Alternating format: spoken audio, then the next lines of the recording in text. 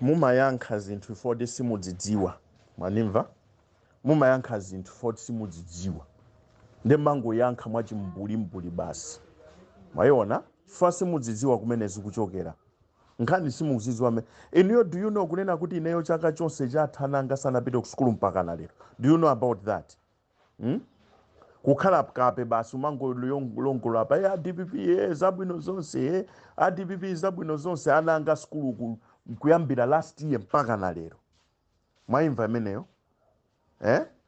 inuyo muli manyumba mwanu muliphe kumangomvera kuti Ben Longwe yankhula chani shut up muzane ku DPP ko inuyo ngati munabwera kuzajoina National Congress Movement thinking kunena kuti Ben Longwe ndi amu ya DPP ndemwa papa mwaponya. I'll stand on my grounds. On this one, I'm going to stand on my grounds. You will see. On this one. Kamunena kuti ndadya ndrama ndipo MCP ungadali ndi ndrama zabweresa ndibasi. Fa ndikuzifuna nditumizira nanga ku school. That's it. Ngati MCP ndrama zamapeleka adi kwa anthu ma activists. Ngati ifeyo ndikuzifuna mwauze. Ben Longwe akuzifuna ndrama zatumizire ana ake ku school. Mwandimva?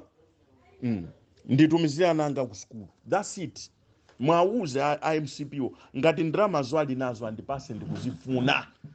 kopya ndikuzifuna ngati DPP akufuna kulowa mboma lerolo afuna kulowa mboma chifukwa choti afuna ndrama zomwezo mwanimva ngati kuli makampu ku DPP kuja kukangana pangana 2 years akukangana kumakanganira udindo wa president kumakangana kukhala timakampu chifukwa akufuna ndrama zomwezo tafunseni anankhumwa kuti chifukwa mufuna kukhala president mkulimbana ndi anzanu ku DPP for 2 years pafuna ndrama zomwezo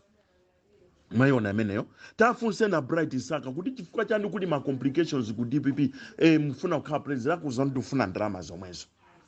mayona moreover kandege kana soka kajako kana gulisidwe fa mafuna ndrama zomwezo mufuna munene kuti chani ndrama zomwezo wa DPP sana 144 million tinkavuta nayo ichi ama inali chani mesi ndrama zomwezo adausi si ajama gulisa maunyolo ndrama zambiri mbiri gulisa maunyolo ngani yake ni chani masa ndrama zomwezo ndembu namva kuti paziko la pasi pano Ben Longwe ndamene safuna ndrama ndikuzifuna auze na auje na MCP wandipasi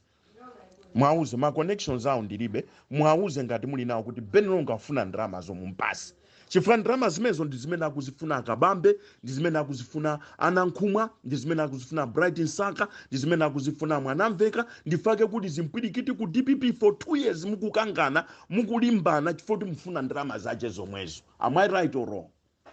nde mpite kuna kuti ndana amene safuna ndrama pa dziko pano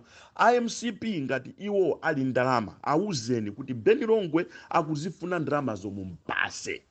apitise anake ku school chifukwa kumeko kuli anthu ajera okhoka mangufuna ife tizombera manja mmene timayankhulira DPP muja ndota DPP amatipasa ndrama munamvapo kuti DPP atipasa ndrama ife tikamayankhula ngati kuyankhula munthu mayankhulira ndalama